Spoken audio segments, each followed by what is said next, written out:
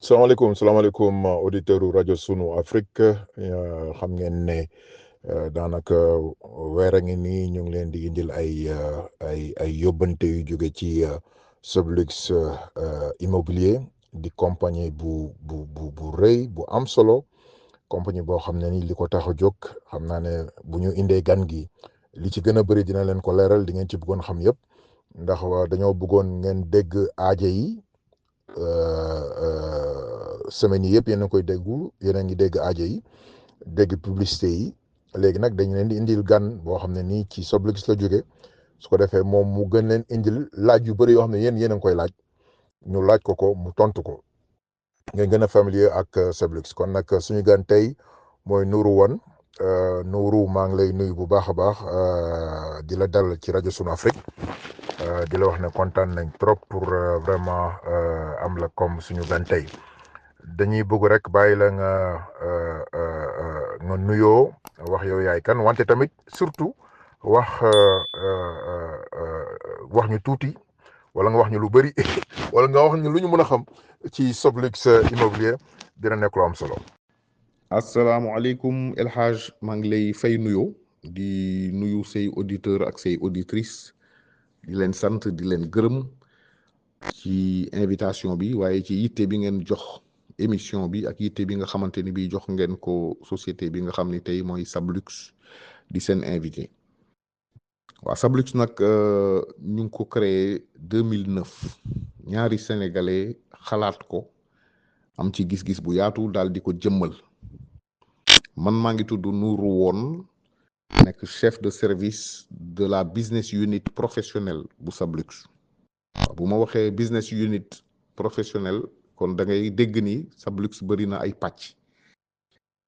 yi la ko njëkk lal ba ko sénégalais yi sosee ci 2009 mooy promotion immobilière li ñuy wax promotion immobilière nag bu ñu ko waxee mooy fexe ba nit ñi jotee ci ay dëkkuwaay ci anam yu mucc ayib waaye it particularité wu sos boobu nekk li ñuy wax VFA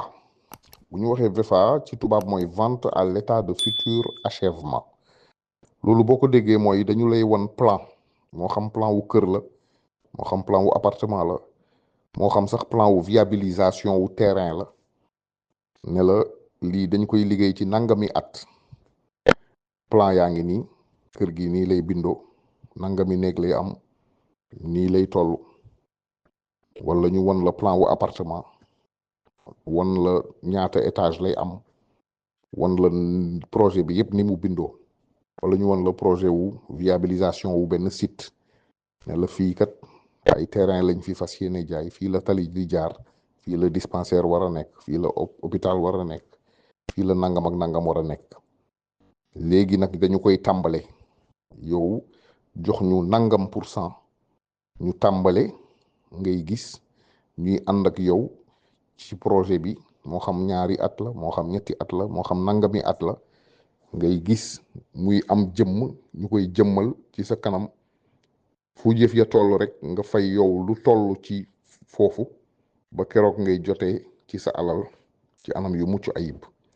loolu mooy modèle VFA bañ ko imaginer nag xalaat tamit ni am na yeneen yitte yoo xamante ni bii mooy yittewu askan wi bu ñuy fexe ba bu ñuy dugg ci wàllu suuf wala ci wàllu am kër wala ci wàllu am appartement mooy du ñëpp ñoo yittewoo dëkkee ko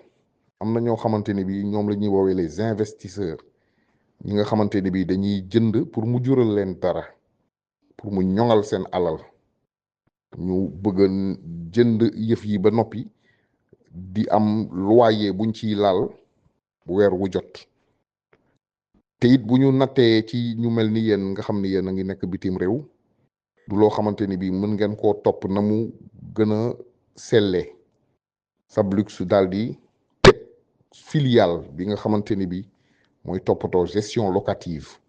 maanaam am nga sañ-sañu jënd ci biir Sublux ba noppi wëlbatiku dénkaat Sublux sa alal mu la koy toppatool di fexe ba nga ci am say loyer mensuel ba keroog boo ko bëggoon na jaayaat it mu taxawu la ba nga jaayaat ko ci plus-value ak plus-value maanaam bénéfice ba nga ci namm nga mën ko cee am noonu la Sablux di demee di dema dem ba ubbi yeneen i filiale ba ubbi yeneen succursale ci Sénégal ak ci bitim réew xëy na dinañ ci yàgg waaye branche immobilière bi nga xam ni tey maa ngi la doon wax léegi ne la man maay chef de service business unit professionnel branche immobilière bi rek dafa bëri ay pàcc branche immobilière bi am na business unit professionnel bi ma la wax nii nga xamante ni bi moom laa nekk mooy fexe ba di jaay ay plateau de bureau ak ay commerce ñëpp ñi nga xamante ni bi dañoo soxla plateau de bureau ak commerce business unit professionnel mooy taxawal projet yi nga xamante ni bi ci di lañ ko mën a amee am beneen business unit bu ñuy wax haut de gamme business unit haut de gamme boobu day jaay ay appartement ci diggu Ndakaaru Njaay rek la koy jaay ay appartement yoo xam ni yii ay studio la mooy li ñuy wax F2 chambre salon cuisine lay am wala F3 ñaari néeg salon cuisine wala F4 ñetti néeg salon cuisine wala am na F5 am na sax ay penthouse yéen américains yi duma la leen ko jàngal waaye am beneen business unit bu ñuy wax zone touristique ñooñu ñooy fexe ba développer projet yi nga xamante ni bi ay projet wu dëkkuwaay la wàllu appartement wala ay villa ci lépp lu ñuy woowee zone touristique boo déggee zone touristique nag Saly moo ci gën a ràññeeku xëy na ci Sénégal waaye am na yeneen site yoo xamante ne bi ay zone touristique la projet bi ñu mujjee taxawal ci wàllu business unit boobu mooy fii ci Ngëriñ di sortie 15 autoroute à péage bu fekkee gëjoo Sénégal am na projet bu mucc ayib boo xamante ni bi taxawal nañ ko fa xëy na dinañ ci yegg am beneen business unit bi ñuy wax business unit Adila mooy fexe ba kër yi nga xamante ni bi wala ay terrain lépp lu ko dalee li ñuy wax zone périurbaine bu ñu waxee zone périurbaine mooy gox ak goxaat yi nga xamante ni bi ñoo wër Ndakaaru ñoo génn Ndakaaru waaye ñoo wër Ndakaaru te ba ci région yépp nag fii ba Thiès fii ba Saint-Louis fii ba Kaolack foofu yépp mooy les zones périurbaines et les régions Adila di fexe donc di jaay ay terrain nu mooy li ma la doon wax sànq terrain boo xamante ne bi dañ ko viabiliser day am tali am ndox am courant ñu jaay la ko nga koy fay itam ci anam yi nga xamante ne bi moom la viabilisation bi yëpp di durer par exemple wala mu jaay la kër lu mel ni sortie 8 sortie 9 péage yooyu mooy zone périurbaine yi am na ci ay projets yu ñu taxawal ba boucler leen ba livrer leen am beneen business unit bu ñuy wax luxe business unit luxe mooy jaay appartement yi nga xamante ni bii mooy appartement de luxe yi fii ci Dakar ci quartier yu mel ni Almadies wala Fann Résidence mooy quartier yi nga xamante ni bii moom la ñuy wax quartier résidentiel essentiellement. waaw sëñ Nourou am na solo foog naa ne mbir mi leer na ci auditeurs yi diaspora bi ak ñiy déglu yëpp wante dañuy ñëw ci deuxième question bi bu ñëwee ci wàllu certification solidité ak financière gëdd bi nga xam ne nii Soblix am na ko donc am na notation décroché na rek lu yàggul notation financière AAA mais ci loolu yëpp tamit yemu ci yéen a ngi fêté seen 15 ans bëgg nañ nga ñëw ci parce que 15 ans c'est pas 15 jours c'est pas 15 semaines c'est 15 ans bëgg nañ nga ñëw ci loolu wante tamit bu ñu jógee ci loolu gis nañ ne Soblix yemuñu rek ci Sénégal ñu ngi ci àdduna bi yëpp mais rawatina ci Afrique bëgg naa nga wax ñu yéen dëkk ngeen nekk ci Afrique dina nekk lu am solo boo ci ñëwee sëñ Nourou ñu bàyyi la nga ñëw ci ñun pour suñu auditeurs yi ak ñi déglu ñëpp fu ñu mën a nekk ci àddina bi rawatina ci diaspora bi. rawatina ci diaspora bi ak fii ci New York incha allah États-Unis. waaw El Hadj wax nga dëgg Sablux dafa nekk société boo xam ne dafa am triple certification ISO 9001 ISO 45001 ak ISO 14001 waaye loolu boo koy wax koo xam ni xëy na xamul lu muy tekki mën na bañ a firi dara ci moom li muy firi daal ci gàttal mooy wane ni Sablux dafa nekk société boo xamante ni bii dafa fiable société la boo xamante ni bii dafa responsable société boo xamante ni bii dafa bàyyi xel ay procédure am ci en interne ay procédure maanaam client bu ñëwee dafa am buntu bu muy jaar ba keroog muy am buntu bu muy génnee jëlee fa it mbégte ak satisfaction ak aajo bu faju loolu mooy laa la mën a tënkalee peut-être certification ci wàllu ISO 9001 certification itam bi nga xamante ni bii mooy wane ni Sablux mu ngi bàyyi xel non seulement ñi muy liggéeyal ci biir bureau yi waaye ñi nga xamante ni bii ñoom ñooy liggéey ci chantier yi parce que société immobilière la société immobilière nag ku ko wax tabax it ku ko wax risque ak danger yi ci nekk boo bàyyiwul xel santé ak sécurité wu ñi nga xamante ni bii ñooy liggéey ci chantier yi ñooy liggéey ci bureau yi amaana sa liggéey mën na sooxe loolu nag Sablux daf cee bàyyi xel ba ñu jox ko ci raaya voilà noonu laa ko mën a tënkee ci wàllu certification raaya la buy wane ni saytu nañu ba nangul société bi ni mu ngi bàyyi xel te mu ngi liggéey pour loolu ñoŋ waaw beneen certification bi it mooy 14001 mooy respect de l'environnement maanaam Sablux mu ngi liggéey ci ay chantier mu ngi liggéey ci ay environnement yoo xamante ni bi mu ngi bàyyi xel mbalit mi mu ngi bàyyi xel nu mu ñoŋalee énergie bi respect parce que foofu la jamono toll itam li ñuy wax ni ñun sunu mission dañ ci boole écologie fexe ba bàyyi xel li nga xamante ni mooy écologie parce que fa la jamono toll na foo xamante ni bi nit ñi ci àdduna bi dañuy gën a bari saa su nekk bu ñu bàyyeewantewul xel ci sunu biir ci fexe ba environnement yi ñuy dunde muy sell mën nañu lor àdduna mën nañu lor sunu dundin kon loolu it Sablux def ci am certification waaye itam notation AAA bi nga xamante ni bii moom nga wax mooy wane ni Sablux dafa nekk société bu fiable ci wàllu ni muy gérer société bi société bu santé financière am baax la société la boo xamante ni bii xam na fu muy jóge waaye xam na fu mu jëm te mu ngi maîtriser wàllu woowu ci wàllu finance parce que nit yi ñii dañuy dénk seeni alal pour ñu leen di tabaxal ay kër ak ay appartement nit ñi dañ koy fay ci anam yoo xamante ni bii moom laa la ko expliquer sànq mooy VEFA kon amaana bëgg nañu it société ba ñuy dugal seen alal mu nekk société boo xamante ni bii seen xel dal na ci bu ci gàllankoor amoon it ñaanuñu ko yàlla dinañ mën a jotewaat ci seen alal ci nu mu gën a gaawee ak ci ni mu gën a sellee loolu nag certification bi nga xamante ni bii notation bi nga xamante ni bii moom la ñu am récemment te benn filiale Moody's joxuñu ko loolu moo koy jëmmal loolu mooy wane ni effectivement nit war naa mën a dénk alalam Sablux tëdd nelaw nit mën naa investir xaalisam ci biir Sablux tëdd nelaw loolu nag du Sablux moo koy waxal boppam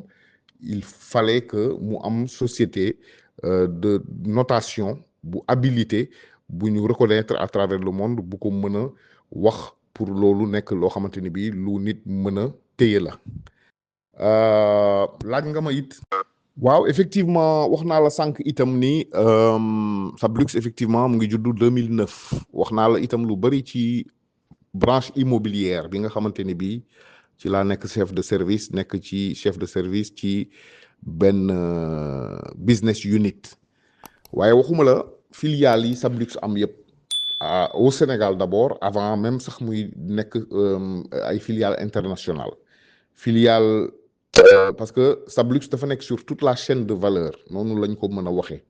lu ko dalee ci tabax lu ko dalee ci jaay matériaux de construction lu ko dalee ci assainissement lu ko dalee ci architecture lu ko dalee ci gestion locative sànq wax naa la ko nee naa la nit am na sañ-sañ jënd ci biir Sablux ba noppi dénkaat ko Sablux loolu filiale bi nga xam ne mooy toppatoo loolu moom ngi tudd Immo Plus. Immo Plus filiale la ci Sablux buy toppatoo syndic de copropriété di toppatoo gestion locative di toppatoo revente. macha allah sëñ Nourou am na solo xam naa sama auditeurs yi kontaan nañ ñi nga xam ne ñu ngi doon déglu publicité yi nga xam ne mu ngi doon jàll ci rajo bi jóge ci muy Melia wala muy Safina di am ay doute ndax ñu investir wala déet bu ñu la dégloo seen xel dina dal ñu gaaw woote pour mun a réserver ci appartement yi. donc sëñ Nour dañu ñëw ba léegi ci li nga xam ne nii mooy wàllu bi nga xam ne nii ba tey ci wàllu diaspora bi parce que ñun moom moo ñu gën a yitteel xam nga diaspora bi dañoo yàgg bëgg di investir Afrique jël seen xaalis dugal ko fa waaye seen xel du dal lan nga ñu mën a wax ci loolu maanaam muy 5e question bi loo xam ne nii vraiment diaspora bi seen xel mun na dal ci ñëw am lëkkaloo ñëw jënd ak Fablux immobilier lépp loo xam ne seen wàllu appartement la bu weesoo loolu tamit 6e question bi ñu boole ko rek tënk ko est-ce que vraiment ci wàllu sécurité loo xam ne nii mun na nekk répétition loo xam ne nii vraiment fiabilité ak relation client bi nga xam ne nii diggante Fablux ak client yi nga xam ne nii am na leen lan nga ñu ci mën a wax bu weesoo loolu tamit lan mooy projet yi nga xam ne nii yéen a ngi koy xaar wala yoo xam ne yéen a ngi koy préparé xam nañ ne déjà y a Melia y a Safina mais lan mooy li nga xam ne nii mën nga ko wax auditeurs yi ñuy déglu muy Sablux moo xam ne mu ngi koy préparé pour ñi nga xam ne ñu ngi nekk si diaspora bi bëgg a investir ci wàllu immobilier. waaw El Hadj jërëjëf li ma mën a dalalaatee xelu say auditeurs ak tous les Sénégalais de la diaspora c'est que ces 3 certifications ISO et cette notation AAA dañoo gën a tënk gën a sas Sablux yokk ci la mu sasoon boppam ca njëlbeen ba léegi la muy firi mooy société bu am organisation la derrière société bu am service client la société bu am service recouvrement la société bu am service après vente la parce que wax naa la sànq Immo Plus li muy jëriñ ci biir Sablux ak lu tax ñu créé ko pour justement ñu mel ni yéen ñi nga xamante ni bi yéen a nekk bitim réew soxla jënd seen alal ba noppi dénkaat ko koo xam ni dina leen ko ñoŋalal dina leen ko fulandil loolu moo tax a jóg Immo Plus waaye Sablux li ma la waxul it mooy 88 programmes en cours de commercialisation la 52 yëpp livré nañ leen yeneen yaa ngi en cours de construction li ma la waxul mooy Sablux c'est plus de 3000 emplois li ma la wax ba noppi te di ko bamtuwaat mooy Sablux 11 filiales la dont 3 à l'international kon xam nga bu ma la ko mën a imagel mooy Sablux dafa nekk société boo xamante ni bii dafa samp ay tànkam ci biir suuf si ba nga xam ni mënoo ko déjjati rek daw ak moom kon ala kulli xaal sénégalais bu ne diaspora bu ñëwee fëgg Sablux dina fekk ku ko wuyu dina fekk ku ko tontu ci li mu yittewoo dina fekk koo xamante ni bii yitteem mooy doon yittewu client bi loolu moo tax ba effectivement Sablux nekk société boo xamante ni bii c'est une société digne de confiance loolu laa la mën a tontu ci question bi et wax la ne la effectivement pour les projets que sont Melia et Safina yi nga cité léegi loolu yëpp dafay procéder ci vision prospective bu Sablux teel a am parce que umpale woon yi promotion immobilière ca njëlbeen ba lu ci ëpp Ndakaaru rek la nit ñi daan gis ay projet immobilier waaye ñun dañu am teel a am vision wu développer la promotion immobilière dans les zones périurbaines de Dakar mais également dans les régions mais également dans les zones dites zones touristiques Melia nag dafa nekk ci emplacement bu stratégique boo comprendre ni Dakaru bindoo léegi Melia mu ngi nekk Bambilor sortie 10 la pour yéen ñi xaw a gëj Sénégal tuuti ni ma la ko mën a expliquer mu leer nga am élément de comparaison. Diamniadio sortie 12 la sortie 12 aéroportu Diass moom xam nga ko ba noppi. Bambilor mu ngi féete sortie 10 donc c'est une zone qui est à mi-chemin entre et l'aéroport de Diass et Dakar en passant par Diamniadio. Mais c'est également l'alternative à la VDN 3 parce que VDN 3 tey mu ngi yem Tivaouane Peulh foofu ngay jaaree pour dugaat biir Bambilor waaye dafa war a continuer VDN 3 bi dafa war a continuer ba Ndar kon nit dana jaaree sax jëmi jamono ci VDN 3 bi pour mën a atteindre ay gox yu mel ni Bambilor waaye dina ko mën a jaaree itam ci péage bi jaaree Sangalkam egg Bambilor donc Bambilor dafa occuper position bu stratégique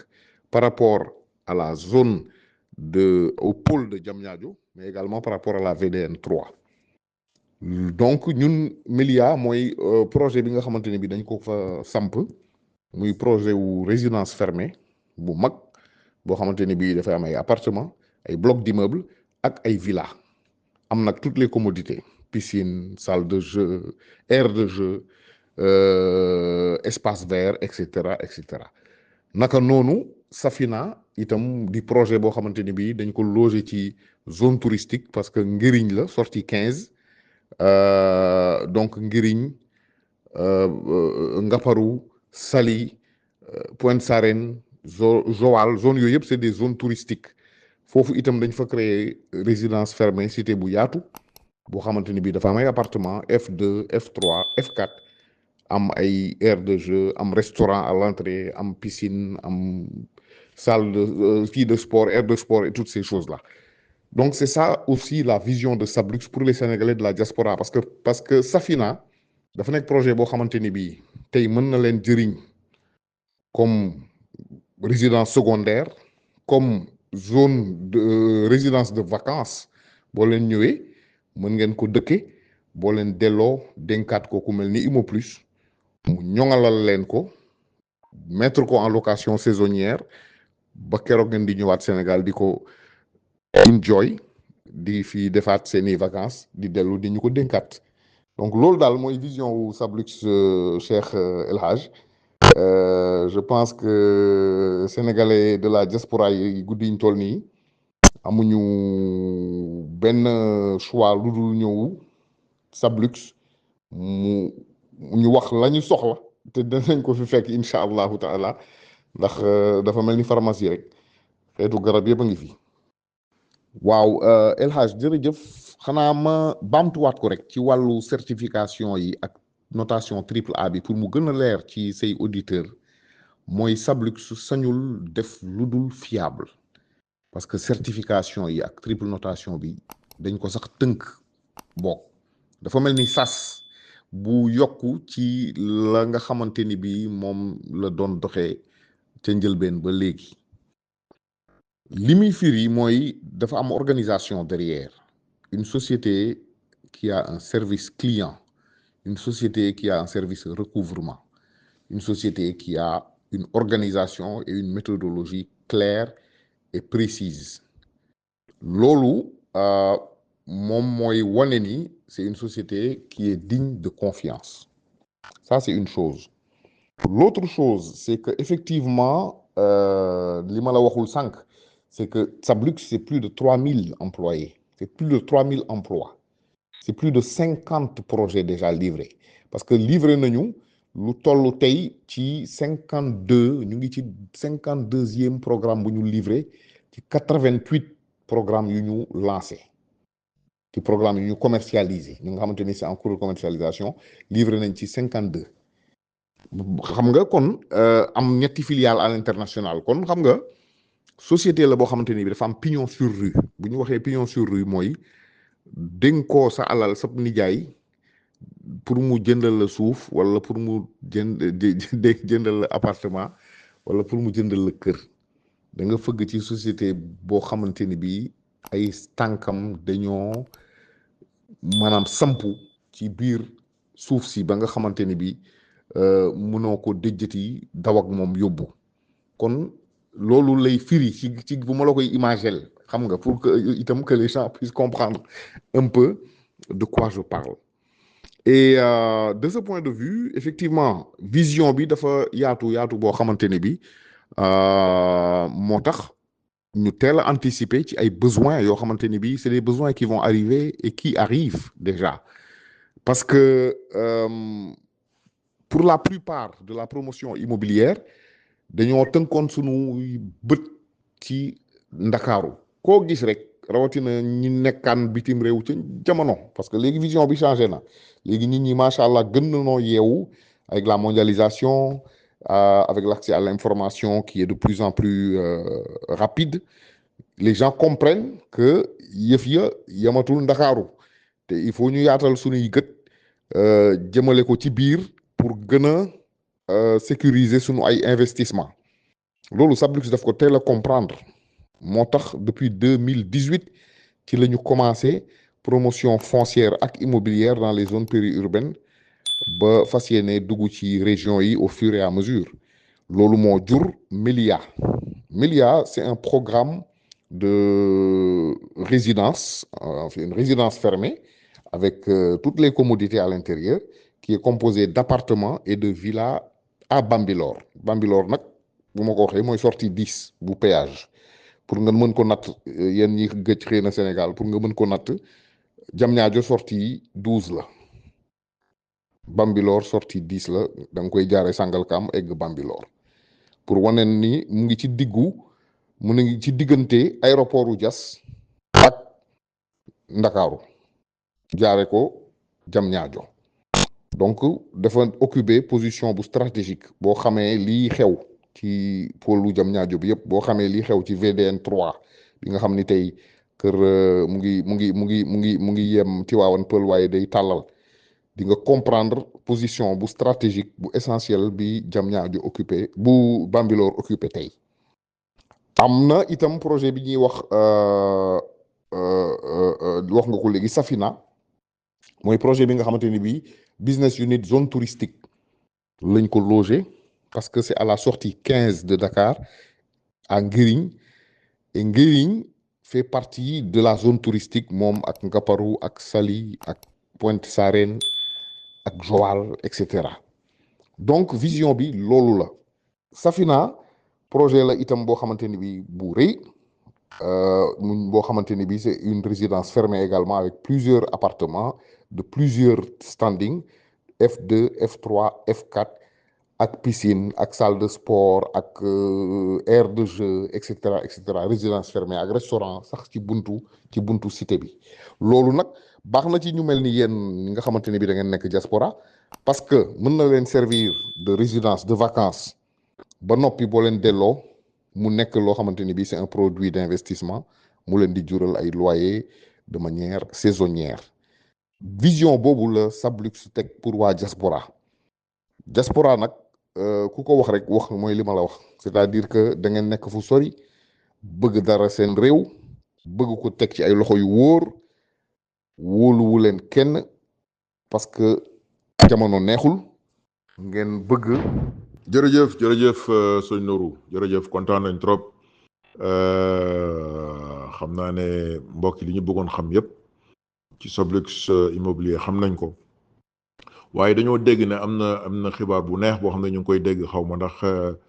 lu wér la boo ñu ko mënee dëggal rek dañu dégg ne waa Sablux immobilier ñu ngi waaj a ñëw def benn road show fii ci États-Unis d'Amérique loolu est-ce que mën nga ñu ko leeral bu dee lu am la tamit lan nga ñu ci mën a wax. waaw El Hadj effectivement am na délégation bu am solo boo xamante ni bii dina nekk Amérique du 23 mai au 2 juin incha allah pour ñëw rencontrer les Sénégalais de la diaspora dinañ jaar Washington dinañ jaar New Jersey dinañ jaar Atlanta dinañ jaar New York dinañ jaar Washington ki koy jiite mooy suñu directrice à l'international ñu koy wax Evelyne pour wax la ne la ñun suñu yitte yëpp mooy Sénégalais yi nekk ci diaspora bi ba tax dañu créer sax direction à l'international mu nga xamante ni bi moo ñuy jëmmal ci dëkk bitim réew yi di def ay tournées yu am solo pour rencontrer les Sénégalais donc roadshow boobu ñu ngi leen ci invité bu ko defee ngeen mën a ñëw gën a comprendre tous les programmes que Sablux propose en ce moment moo xam les programmes au Sénégal moo xam les programmes en Côte d'Ivoire moo xam les programmes en Guinée-Bissau moo xam les programmes au Burkina Faso bu ko defee ñu offrir leen une large gamme d'investissements possibles au Sénégal et à l'international bu ko defee itam ngeen mën a adhérer ci loolu en masse parce que it wax dëgg yàlla li ñu gën a yitteel mooy sénégalais de la diaspora yi am ay réponses yu concrètes ci seeni préoccupations en termes d'investissement immobilier. Souniour kon nag ma bàyyi la nga nuyoog auditeur u rajo Sunu Afrique yi nga soññ leen comme on dit ñu ñëw jàpp ci ñoo xam ne affaire bi du naxee mbay Sunu Afrique rajo c'est du dur quoi c'est du pur voilà donc ñun lépp lu ñu def c'est du pro moo tax ñu ànd ak lëkkaloog waa Sablux Immobilier ndax ñoom tamit c'est des professionnels donc ma bàyyi la ak auditeur u rajo Sunu Afrique yi ak diaspora bi lan nga leen di tàggoo ba beneen yoon incha allah. waaw El Hadj xanaa li may tàggatoo sant ak gërëm auditeur u Sunu Afrique yëpp vraiment di feddaliwaat sunu nuyoo ak sunu mbégte ci Sénégalais de la diaspora yëpp di leen woowaat encore une fois ci roadshow bi nga xam ni moo nar a am Amérique diggante Atlanta New Jersey New York Washington ñu am ay représentation de Sablux yu fay ñëw pour def roadshow bi pour rencontrer les Sénégalais de la diaspora pour fexe it ba Sénégalais fu mu mën a nekk ci États-Unis nga mën a ñëw profiter ci opportunité bi pour investir Sénégal pour comprendre déjà lan la ñuy proposer ak pour mën a investir Sénégal en toute sécurité et en toute fiabilité maa ngi lay sant di la gërëm te di wax say auditeurs à très bientôt incha allah merci beaucoup. waaw xanaa El Hadj woote waat rek ci sunu mbokk yi pour ñu visiter suñu site internet tamit www.sabluximmobilier.com ak di ñu topp ci réseaux sociaux yi bu ko defee lépp lu aju ci Sablux ak ci yi muy génnee ak ci yi muy waaj a génnee dara du leen ci rëcc incha allah jërëjëf.